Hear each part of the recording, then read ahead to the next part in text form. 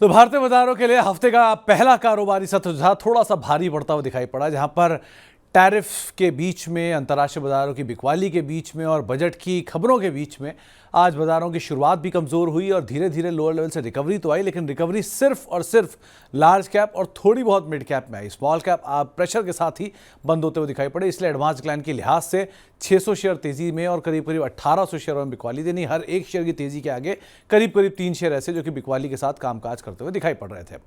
अब इस रिकवरी के बीच में बाजारों की स्थिति कैसी रही, जरा उस पर भी नजर डाल लेते हैं, क्योंकि इंडेक्स तो आज प्रेशर में बंद हुआ। निफ्टी करीब करीब 0.5% नीचे, सेंसेक्स जो कि करीब करीब 0.5% के आसपास की बिकवाली के साथ बंद हुआ। मिड कैप इंडेक्स करीब 1% के आसपास की बिकवाली में बंद हुआ और स्मॉल कैप इंडेक्स भी करीब 0.25% के आसपास की बिकवाली के साथ बंद होता हुआ दिखाई पड़ा। आईटी शेयरों में आज खरीदारी थी, लेकिन खरीदारी बहुत ज्यादा नहीं, थोड़ी बहुत खरीदारी के साथ कामकाज हो रहा था। 0.5% के आसपास की बढ़त थी, लेकिन निफ्टी बैंक जो कि 0.5% नीचे आज बंद होता हुआ दिखाई पड़ा। तो ओवरऑल मार्केट में प्रेशर था और प्रेशर स्मॉल कैप स्पेस में कहीं ज्यादा आपको दिखाई पड़ेगा।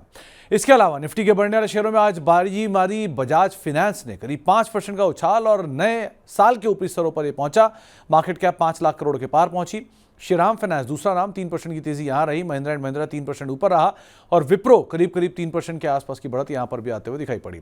निफ्टी के गिरने वाले शेयरों की बात की जाए तो L&T यहां पर प्रेशर रहा 5% के आसपास के दबाव के साथ। टाटा कंज्यूमर 3% नीचे, हीरो मोटोकॉर्प 3% नीचे और कोल इंडिया करीब करीब 3% के आसपास की बिकवाली यहां पर भी आते हुए दिखाई पड़ी।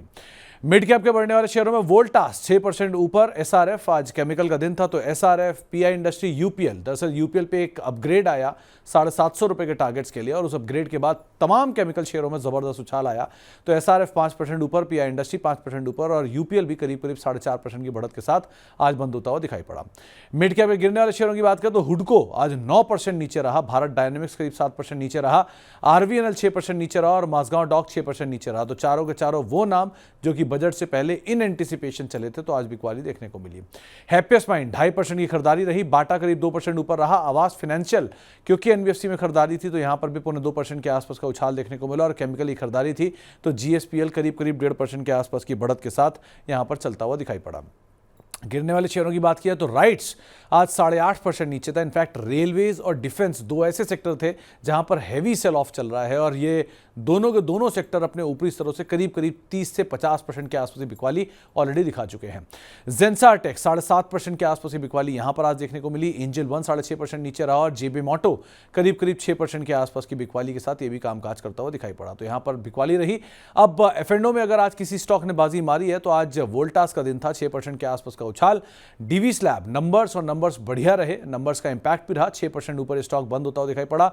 चोलामंडलम फाइनेंस 6% ऊपर और निफ्टी में से बजाज फाइनेंस जो कि एक लंबे अंतराल के बाद F&O का टॉप गेनर बनता हुआ दिखाई पड़ा। 5% की बढ़िया तेजी यहां पर आते हुए दिखाई पड़ी।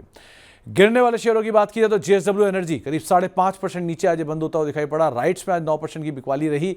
REC करीब करीब 5-5.5% के आसपास की बिकवाली यहां देखने को मिली और ट्यूब इन्वेस्टमेंट भी रफली 4% के आसपास की बिकवाली के साथ आज बंद होता हुआ दिखाई पड़ा। तो यहां पर थोड़े महंगे वैल्यूएशन कह लीजिए या सेलिंग प्रेशर कह लिए, दोनों का इंपैक्ट देखने को मिला।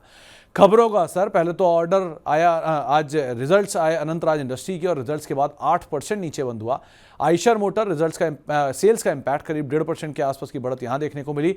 मार्केट आर के दौरान स्नोमैन लॉजिस्टिक के नंबर आए, करीब 9% नीचे स्टॉक बंद होता हुआ दिखाई पड़ा और मारुति रफली 1.5% के आसपास की बढ़त यहां पर भी आते हुए दिखाई पड़े। तो ये वो नाम जहां पर खबरों का असर देखने को मिला, लेकिन साल के नए ऊपरी स्तर बनाए आज बजाज फाइनेंस ने, आज UPL ने, SRF ने और आइशर ने, जहां पर अलग अलग ट्रिगर कह लीजिए, अलग अलग रीजंस कह लीजिए, लेकिन एक बढ़िया तेजी के बाद साल के नए ऊपरी स्तर बनते हुए दिखाई पड़े।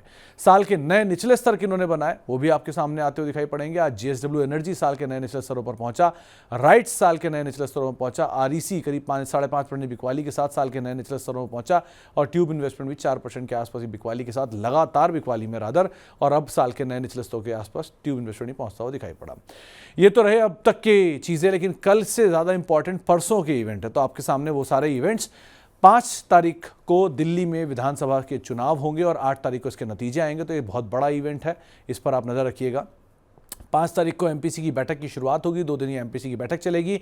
इस बार ये अनुमान लगाया जा रहा है कि शायद ब्याज दरों में फैसला कटौती ना भी हो, लेकिन नोआमा की एक रिपोर्ट मान रही है कि शायद 25 बेसिस पॉइंट के आसपास ही कटौती भी हो सकती है। तो 2 तरह की बातें हैं, लेट्स सी किस तरह का आउटकम आता हो दिखाई पड़ता है। और साथ साथ 5 फरवरी को डॉक्टर अग्रवाल हेल्थ केयर की लिस्टिंग भी होगी। साथ ही साथ जो अर्निंग्स का सिलसिला चल रहा है 4 तारीख का, 5 तारीख का, वो अर्निंग का सिलसिला भी काफ़ी क्रूशियल है, उस पर भी नज़र रखिएगा। अब कल के लिए जानकार क्या मान रहे हैं, करना क्या चाहिए, तो 23,450 के ऊपर आप खरीदारी करके चलेंगे, ऐसा आशीष बहेती मानते हैं। उस सूरत में आपका 23,350 का एक स्टॉप लॉस होगा और उस सूरत में 23,700 आपके टारगेट रहेंगे।